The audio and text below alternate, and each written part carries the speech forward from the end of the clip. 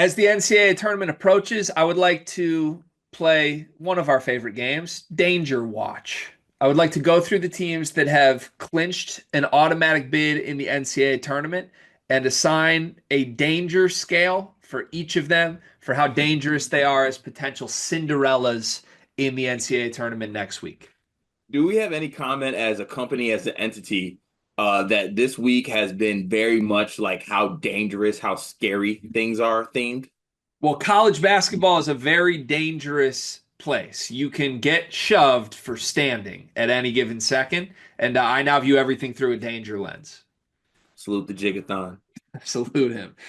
So I have the automatic qualifiers in front of me here. There are 6, 7, 8, 9, 10, 11 teams that have automatically qualified for the tournament.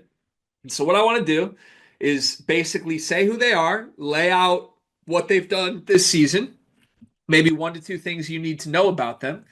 And then from there, I would like you to get in your creative bag and basically assign them a danger mark.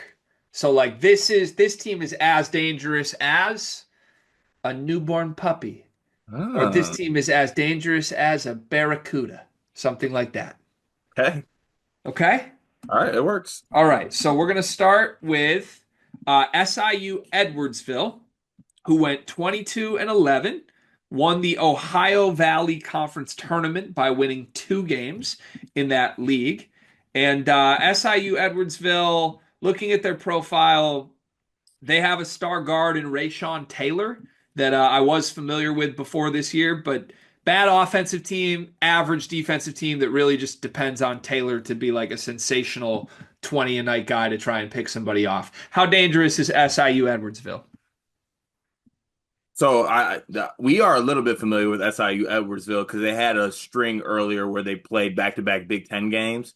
They got blown out by Illinois early on, and I actually think, if I'm not mistaken, we said that Indiana should be careful with them, given Rayshawn Taylor, and I'm really trying to think back to that game and think if they were actually in that game for a good portion of it. But either or, they ended up losing by almost 20 points in that game. This is also a team that lost to Doug Gottlieb by 30. Or do we have to address that? I think we can get to the danger mark with that news. Yeah. So as far as the danger zone for that, I am gonna have to say that this team is as dangerous as a chinchilla. How dangerous are chinchillas? Just for Well, my future so reference. the thing about chinchillas is like they're small, so they're welcoming, but they also kind of look like a porcupine. So you're looking at it like, could that be prickly? But then once you get in there, it's just a cute little rodent. Okay. Okay. So really not at all. Like you Yeah. might Also, think. also chinchillas don't belong. Okay, so you basically you don't want this team in. I like this because you can go metaphoric and then I can try and interpret what you're saying. So basically, you don't want this team in the tournament, but they're in there. People are going to try and talk themselves into them being dangerous, but they're not dangerous. They're cute. Yeah, there's Okay. someone you pick Rayshawn Taylor if you're doing a pick draft, and then you move on. I love that. Okay. To the next team on the automatic qualifier list that is already qualified, UNC Wilmington. The Seahawks won the CAA tournament. They got a little bit of a gift with Delaware in the championship game, a Delaware team that only won 5 games in the conference before this. But they took care of business. I've talked up to Kyle Siddle as a coach that I really believe in. This is his first NCAA tournament appearance, but he's had Wilmington repeatedly in a really good spot as a program these last couple of years. Donovan Newby is a guy who can take over a game at the guard spot, 6'1" guard. He had 24 points against Charleston in the conference tournament. He had 17 in the win over Delaware and a bunch of clutch plays late. How dangerous is UNC Wilmington? This is actually a dangerous team. This is a dangerous team. I would constitute it like this. It's a fence and it doesn't have that barbed wire at the top, but it's kind of got the pointy things at the top where you don't really want to climb over the fence because you could get scratched. That's kind of where I'm at with this team. They're a borderline top 100 team on KenPom. They currently stand at 106. Their schedule, obviously given their conference, has been extremely soft. I mean, they have very rarely played a top 200 team on KenPom, to be honest with you. And when they did have those moments, they lost to Townsend, who was going to be maybe the favorite to win it in the CAA. But this UNC Wilmington's well coached. Like you mentioned, Donovan Newby is a guy that can, get for himself and also create for others. This is not a chinchilla of a basketball team. There is a world where this team does win a game in the tournament. Okay, so this is a team that like could hurt you. You're gonna have to be on your A game to take care of.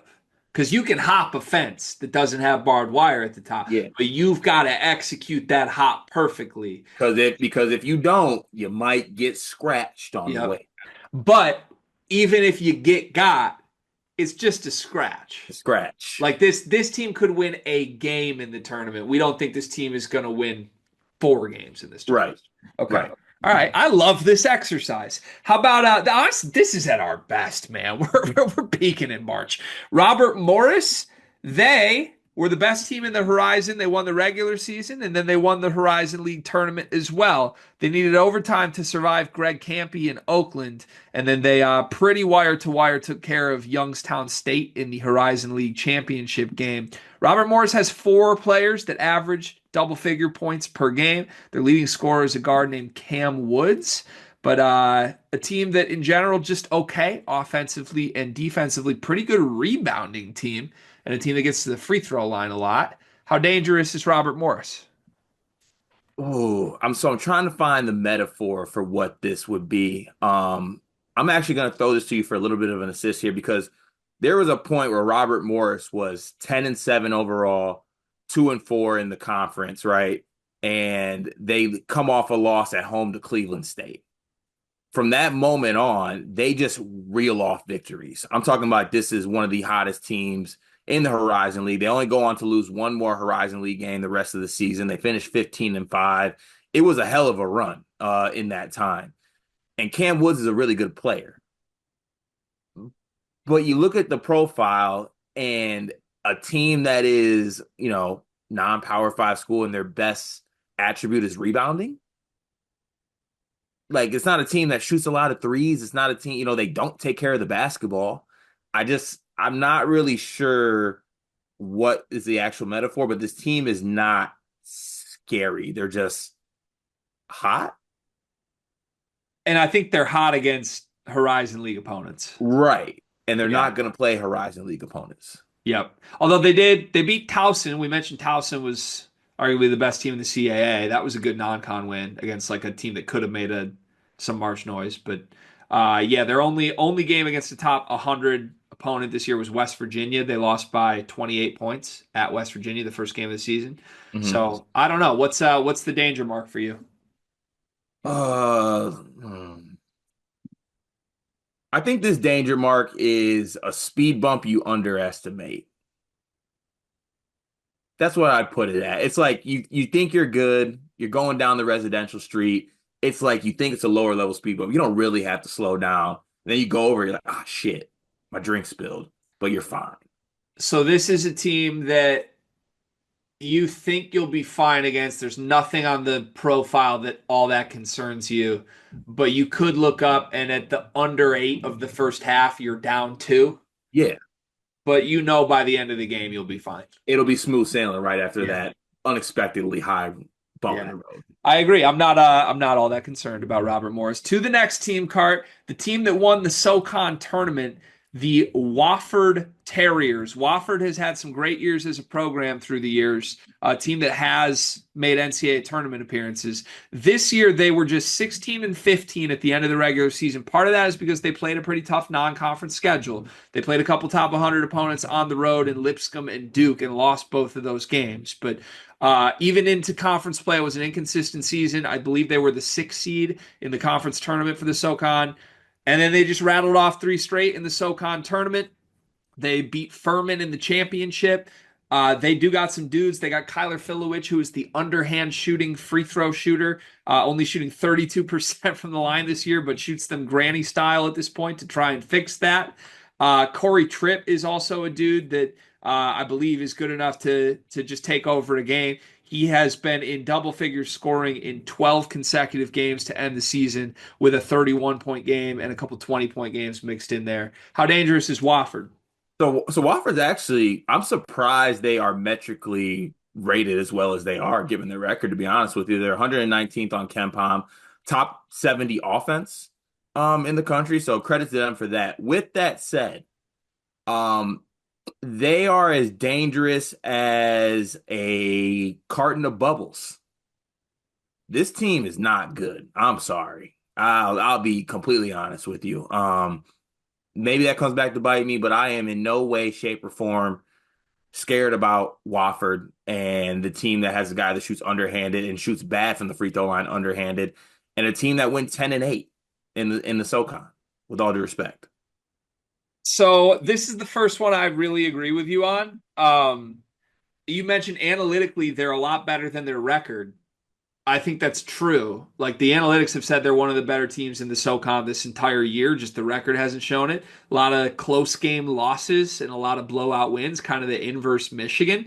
They won three straight in the SoCon tournament. They looked good, even just from looking at like the Southern Conference's profile as a conference. They have two of the best four players in this league, both Filowich and Tripp. Like I think Tripp is a guard that can win you a game, and I think Filowich is a big that can win you a game. I know the free throw stuff is weird, but having two guys at two different positions that could potentially take advantage of a matchup in March feels like something to me. I like the vibes of this team, and I think every March we see some teams that are just straight up not good, but have a couple unique, memorable faces. Tripp and Filowich feel like those guys to me. So I would say this is the only one you and I disagree on so far. I don't have a danger mark that's as creative as yours, but I would not be surprised if Wofford picks off a better team in the first round of this tournament. So this is like if the bubbles get blown and it gets in your eye.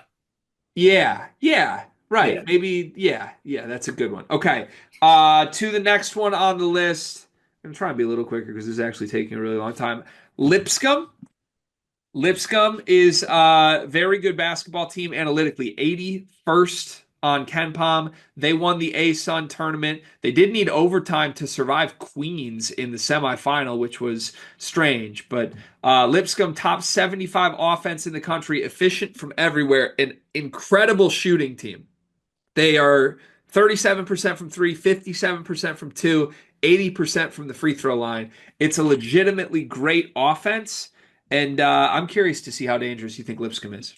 I actually think Lipscomb is really dangerous. I'm gonna say they're as dangerous as a colony of fire ants. And here's why I say this. This is a team that has guys. These guys are old too. Like these guys have played a lot of basketball together. They're old. They can really score and shoot the ball. I love how this team grades out metrically, top 100 offense, top 100 defense, but more so the offense. A team that can hit threes at a high level, efficient from 2-point range, great from the free throw line. I really like this Lipscomb team. I think this is a team that, if the draw goes their way, they could win one or two games. I could see this team, maybe one of the only ones we've gotten to thus far with like a Sweet 16 upside. You Yeah. mentioned they're old, they've played a lot together. Their top four scorers are all seniors. I love that with teams like this. They got five guys in double figures, and they got a superstar, Ognjanovic. Jacob Ognjanovic is a 6'8", 210-pound forward. 20 points a game, 8 rebounds a game. He's a dude. He passed the eye test when you watch the conference tournament. So, out of everybody we've said thus far, I agree. I think Lipscomb has been the best of the quote unquote Cinderellas and the team to keep an eye on as we get to the NCAA tournament. Next, we got Nebraska Omaha Cart, aka the program that Frankie Fiddler built. 22-12. Just for a reminder, last season they finished 15-18, 7-9 in sixth place in the Summit League. And then this year, 22-12, first place in the Summer League, 13-3 in the regular season, and the Summit League Conference Tournament champions. Horrible defensive team, really good offensive team. They can get really hot from three. They shoot 37% from three as a squad. And players wise, I was going to say Marcel Sutton, excuse me. Marquel Sutton, 19 points a game scorer, a wing type, 6'7" forward. So they got some dudes and a couple guards that can really fill it up to J.J. White, Tony Osborne. How dangerous is Omaha? They're as dangerous as a player with the legs of Marcus Bingham, but the upper body of Cohen Carr. They skip leg day is how I would constitute this team. I think they do some good things offensively, shoot the ball well from 3-point range. This team is so bad defensively, to the point where I see them getting to the tournament and they go up against a team where they just cannot stop them. Maybe they get drawn with a team that maybe struggles offensively, something like that. But this Omaha team is about as red can get for their defensive profile, and the eye test matches up with that. They are defense optional basketball team. Okay. I don't think the metaphor you use is all that dangerous. So, is that the right read on this? You're trying to Yeah, no, imply. it's not. It's not dangerous. Okay. Okay. All right. Just wanted to make sure I wasn't misinterpreting that. Yeah, I think their defense is not good enough. Even if they get hot in a tournament game, they're probably just keeping up with the opponent and not like creating any separation against the opponent. Would love to be wrong on this because I do love some of the names on this team. Lance Waddles feels like there's a lot of guys that just have like fun names on memorable tournament teams, and I feel like this is the roster I like the names of the most. But yeah, don't love the defensive profile for Omaha whatsoever. Gonzaga and Drake are on this list, but we want to ignore them, right? Because we know those teams and they're somewhat dangerous, right? Yeah, 100%. Okay, we'll keep this strictly to the Cinderellas. So another Cinderella in the top 100 here, Troy, and the opposite of the profile of these other teams we've talked about. Troy is a great defensive team. They just won the Sun Belt. They held James Madison to 60 points, Old Dominion to 59 points along the way, 67th best defense in the country. Offensively, it's not pretty. This team can't shoot at all, and they shoot a bunch of threes. They shoot 45% of their shots from three. They make 30% of them. Not a good formula, but they're the fifth best offensive rebounding team in the country. They rebound their misses and they put them back. They got Tatum Connerway, who was the best player in the Sun Belt. He's a dude that can truly just win you a game. And then they got, I believe these players are brothers, Marcus and Miles Rigsby. Mhm. Guys, 1 year apart, sophomore and a junior, 163, 166. But you know, I love a sibling duo in March, Card. I'm intrigued. A sibling duo from a team that clamps up. I think this is. I really like this Troy team. I found myself watching a lot of Sun Belt hoop this year. Honestly, I think it's your fault that I watched a little bit. You said it was like a fun conference, and I kind of tapped into it. I was impressed with the run that they made. Obviously, they knock off Arkansas State in the championship game. Um, I'm trying to find what a good metaphor is for this team. Um, it's something that's just ugly, but it gets it done. Like what they do defensively, especially this team is like a Texas A&M light to me in the form that they can't shoot, but they'll get the back when they can't shoot, and they lock in on the defensive end. They just lack the talent I think that a Texas A&M has. So that's the metaphor I'll use. They're a great value A&M, but I don't have an actual animal an analogy for you. Okay. Yeah, I am going to probably back this team to win their first round game at minimum, maybe a Sweet 16 run. I could see it here. Connerway is really good.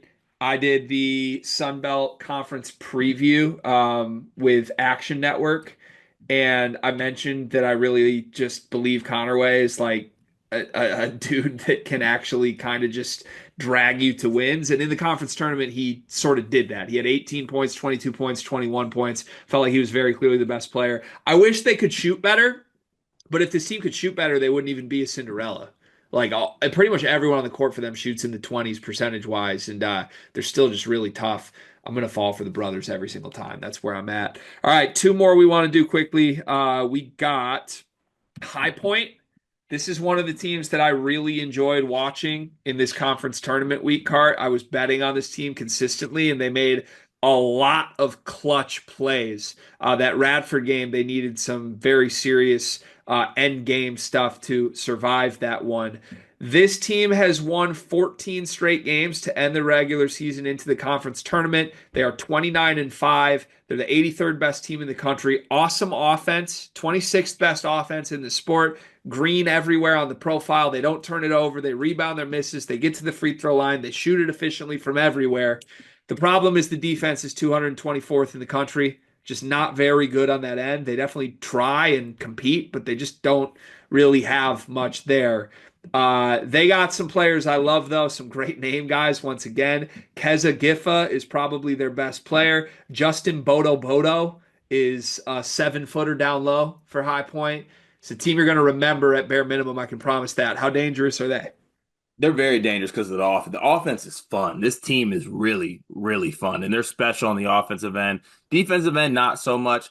I would constitute this team as polar bears, Gregory. Polar bears are special in the wintertime, and they're fun in the wintertime. They're on their back, they're swimming around glaciers. It's all good and well. When it warms up, the defensive end, not as great, but they are really, really special at what they do best. This is a team that easily could be a second weekend team just because the offense is that great. Yeah, I see it. I also want to make known that they have Bobby Pettiford. Remember Bobby Pettiford, the Kansas? Kansas, I thought he was at East Carolina. He was at East Carolina. He ended up at High Point, where he now plays kind of a super sixth man role for this High Point team, plays like 20 to 29 minutes a game and is a dude off the bench for them. So you got a former five-star recruit off the bench. Like this team clearly has some talent and some shit to them. High Point and Troy are my two favorites that I expect to make March runs. That's what I could see. And then the final team we want to preview for this is St. Francis. St. Francis, probably the worst team that has actually clinched a bid here.